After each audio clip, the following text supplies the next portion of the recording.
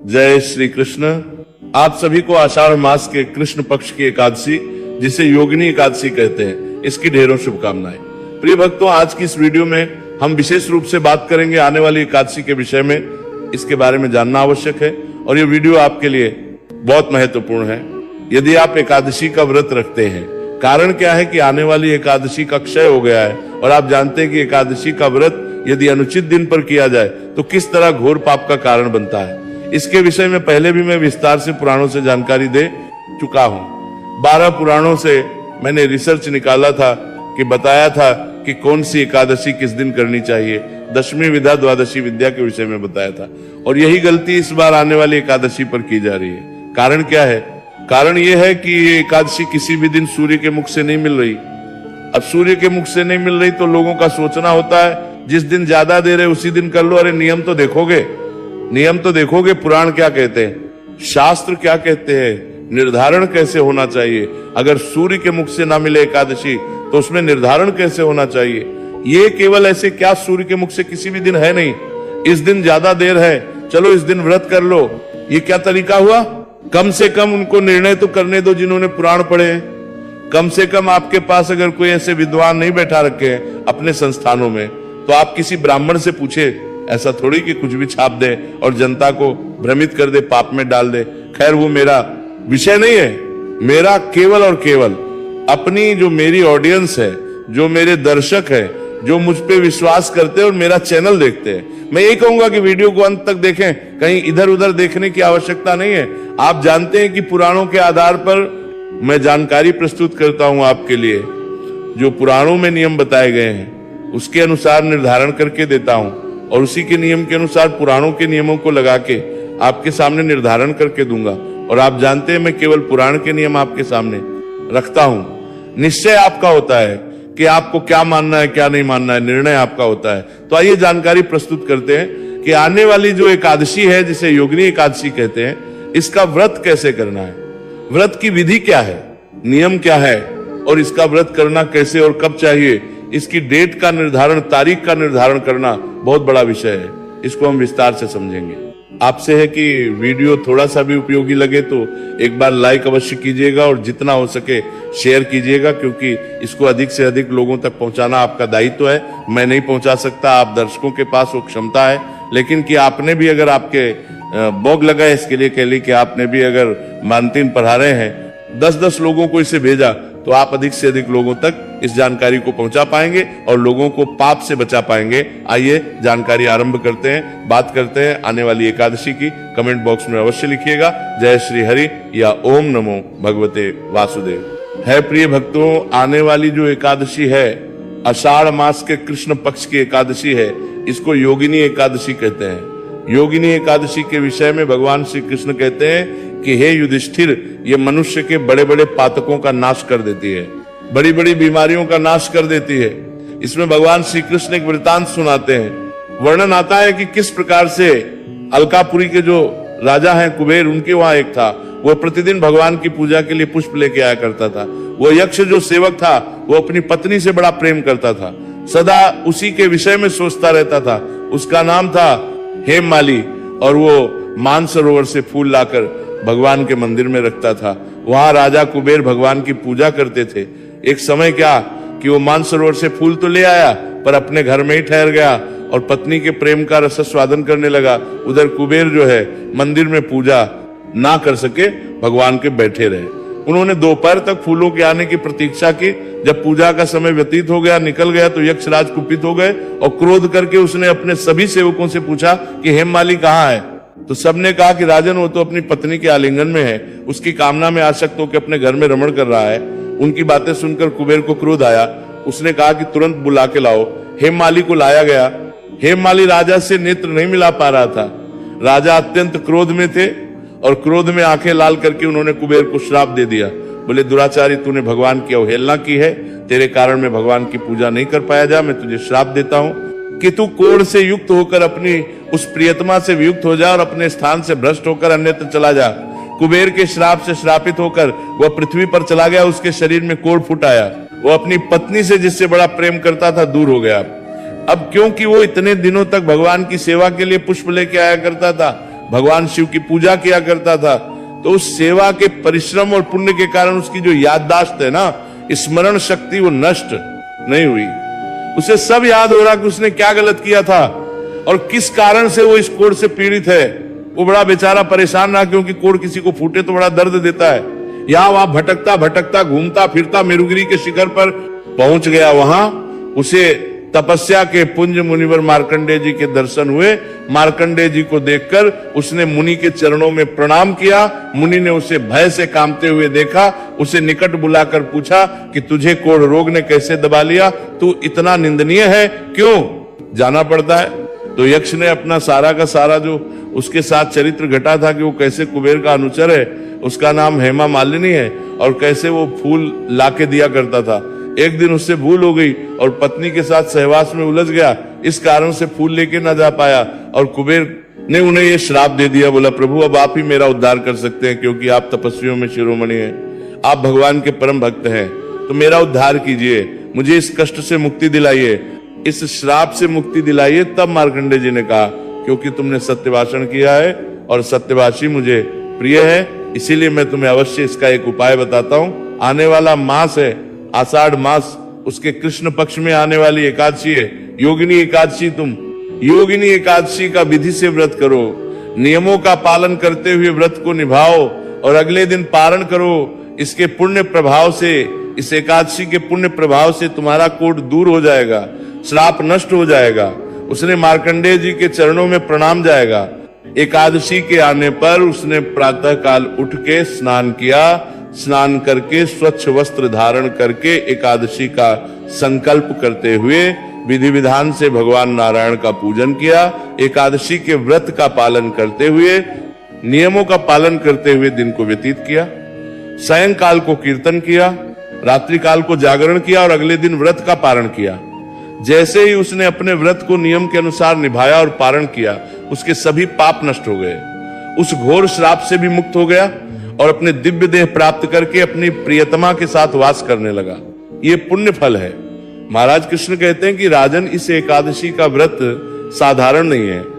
इस एकादशी का एक व्रत 88,000 ब्राह्मणों को भोजन कराने का पुण्य देता है।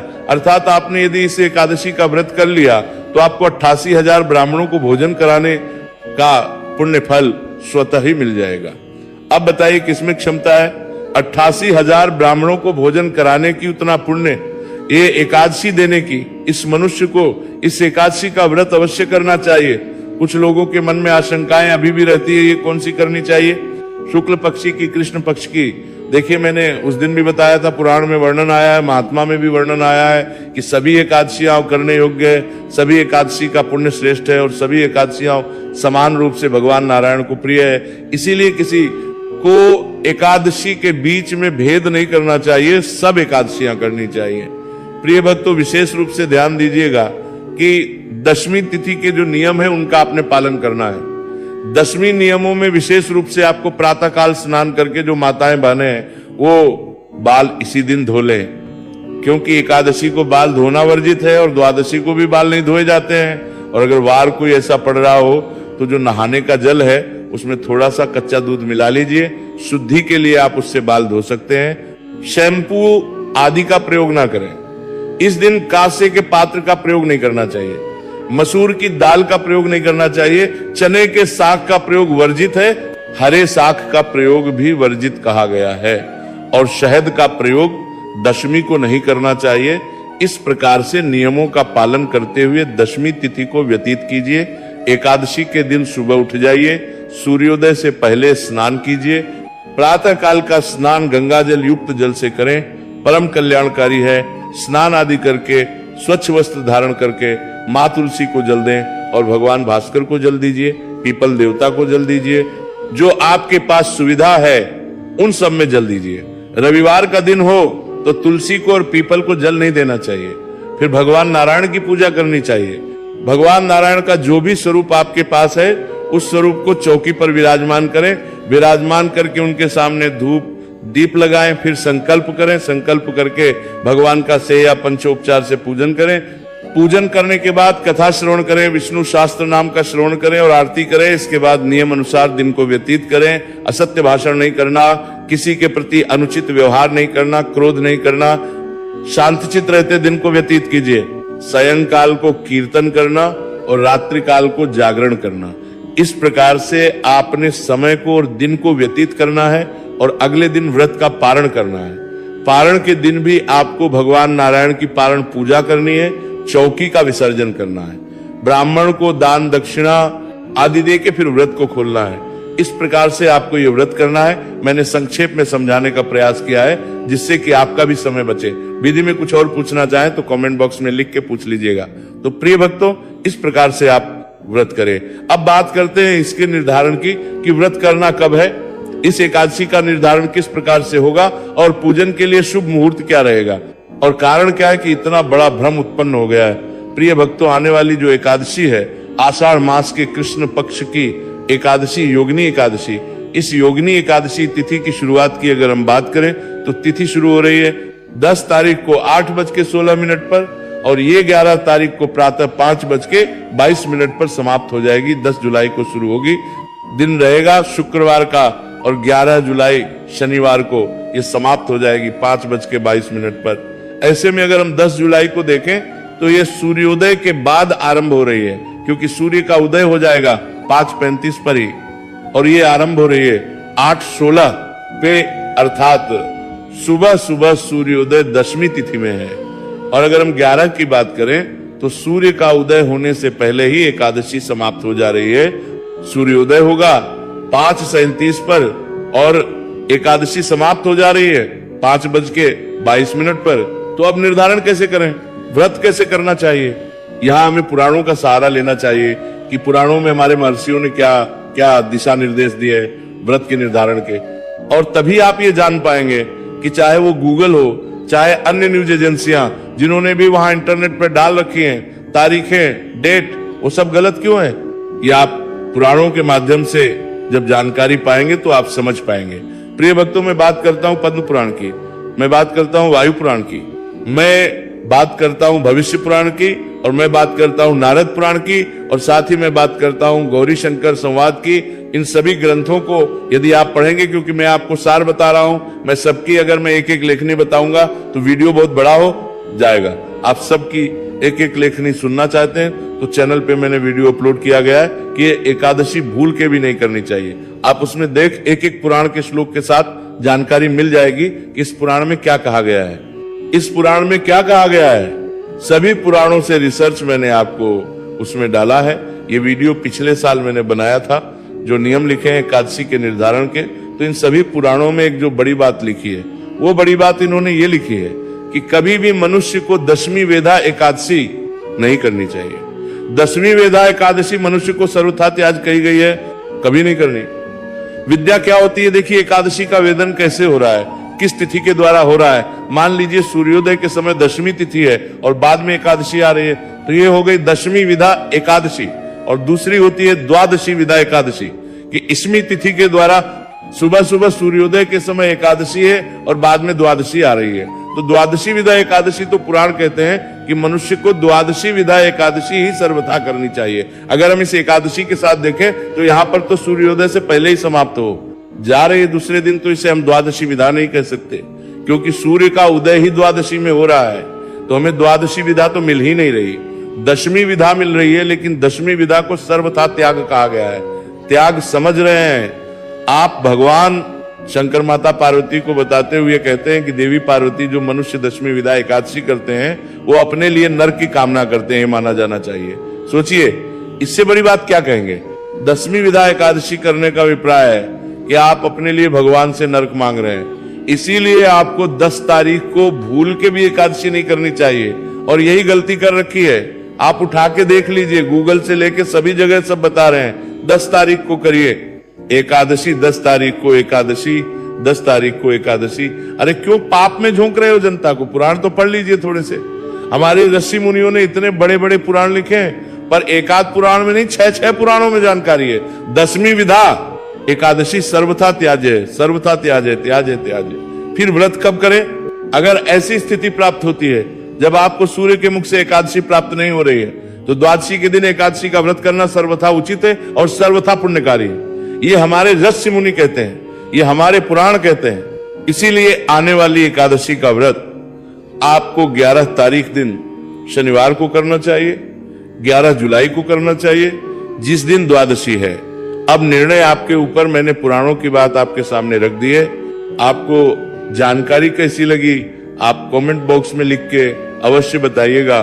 कुछ कहना चाहें, सुझाव देना चाहें तो सदा आपका स्वागत है। आप अपने सुझाव दे सकते हैं। चैनल पर नए हैं और अच्छी जानकारी पाते रहना चाहते हैं, पुराण और शास्त्र सम्मत, तो आप चैनल को सब्सक्राइब करते जाइएगा। भगवान नारायण आप सब पर कृपा करें। हरे कृष्ण।